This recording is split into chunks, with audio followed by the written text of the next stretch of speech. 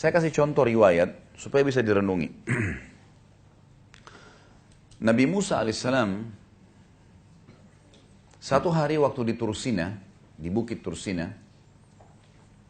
beliau sambil menunggu selama 40 hari kitab Taurat turun.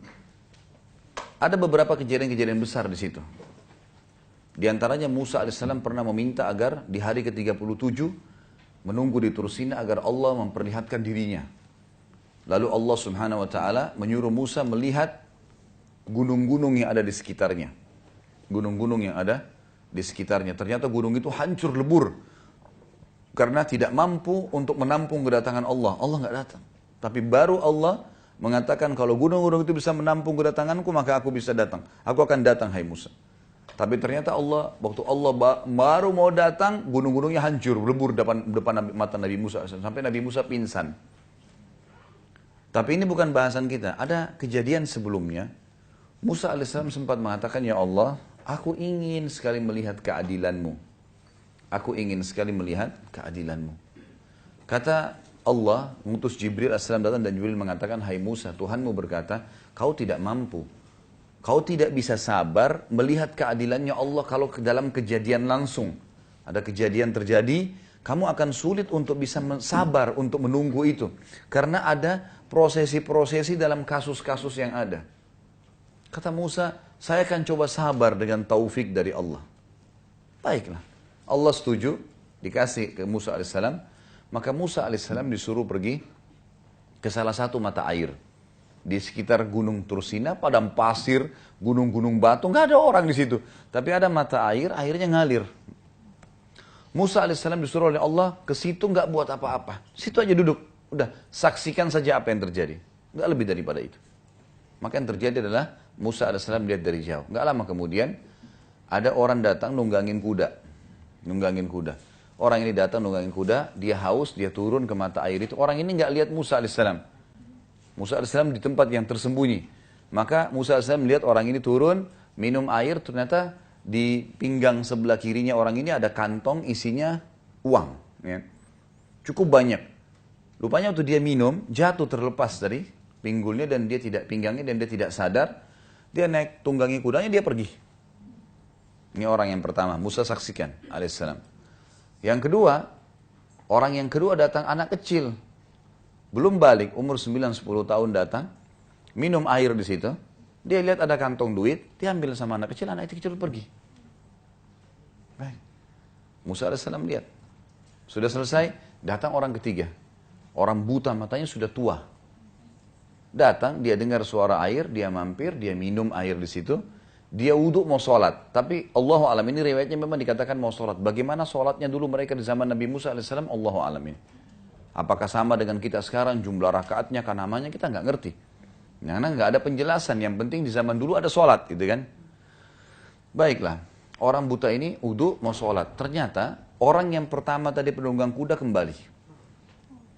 Dia tanya si buta ini, kakek tua, kakek buta, kamu lihat nggak duit saya di sini? Saya buta, mau lihat apa? Kamu pasti ambil, kamu pasti lihat, karena tidak ada orang lain. Ini padang pasir, pasti kamu yang ambil. Enggak, geledah aja barang saya. Enggak, saya nggak percaya. Cekcoklah dua orang ini sampai penunggang kuda membunuh dia. Si buta dibunuh. Dia lihat kiri kanan tidak ada orang. Kemudian dia naik tunggangi kuda, dia pergi. Dianggap sudah uangnya hilang. Baik. Sekarang kira-kira menurut kita ini, ibu-ibu sekarang di sini, siapa yang salah, siapa yang benar nih? Dalam kasus seperti ini. Musa alaihissalam saksikan ya. Dalam pandangan Musa alaihissalam mungkin sama dengan kita. Yang salah anak kecil. Kenapa? Karena kalau anak kecil tidak ambil duit itu, nggak terjadi sih ini bertengkar, ini membunuh kan? Benar nggak? Baik. Itu yang dilihat oleh Musa alaihissalam. Kalau kita juga di situ mungkin kita akan lakukan hal yang sama. Karena anak kecil tadi sumber masalah nih. Coba dia minum, dia biarin duit itu, orang ini kembali, diambil duitnya, dia pergi, nggak dibunuh si buta. Kan gitu. Tapi subhanallah, Musa alaihissalam tidak sabar nih. Kok ini ribut, ini bunuh, ini pergi, selesai. Anak kecil itu enak saja main pergi. Datang Jibril, dia mengatakan, Musa mengatakan, ya Allah saya nggak bisa sabar. Turun, Jibril alaihissalam mengatakan, hai Musa, Tuhanmu mengirimkan salam padamu dan mengatakan, memang kamu tidak bisa sabar. Kau tidak akan sabar. Kalau mau melihat, mau menilai keadilan Allah sulit. Baiklah. Tapi ceritanya seperti ini, hai Musa. Diceritakanlah. Yang benar dari 3 orang itu, si anak kecil. Justru yang dianggap Musa salah, itu yang benar. Gimana ceritanya, kata Musa alaihissalam? Kata Jibril alaihissalam, kita bicara sekarang tentang ayahnya si anak.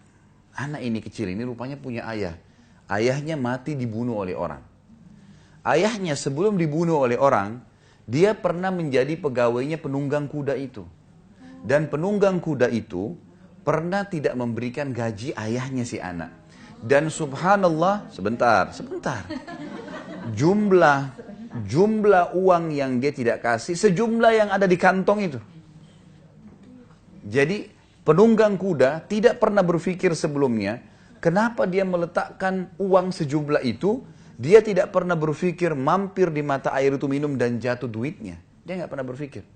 Dia tidak bertemu sama si anak kecil dan tidak tahu kalau ini anaknya dulu pegawai dia tidak kasih gaji. Dia tidak pernah kenal anak kecil ini, ambil pergi. Anak ini juga belum balik. Nggak ada hukum syar'i pada dia. Maka kata Jibril alaihissalam, karena ayahnya si anak itu terzalimi oleh si penunggang kuda, maka Allah dengan keadilannya memberikan haknya orang yang terbunuh, ya si ayahnya si anak ini, kepada ahli warisnya. Walaupun sudah mati kembali kepada dia. Kata Musa alaihissalam, lalu bagaimana dengan orang tua yang buta? Kata Jibril alaihissalam, ayahnya si anak ini sebelum meninggal dibunuh orang, dan yang membunuh si buta itu. Sehingga, sebentar, tidak usah dibayangkan ibu-ibu di sini. Biasa ibu-ibu gitu pakai perasaan, kita kalau cerita dibayangkan. Dengar saja, ambil pelajaran. Ambil pelajaran. Sudah, sebentar, jangan diputus dulu. Sekarang, lihat bagaimana keadilannya Allah.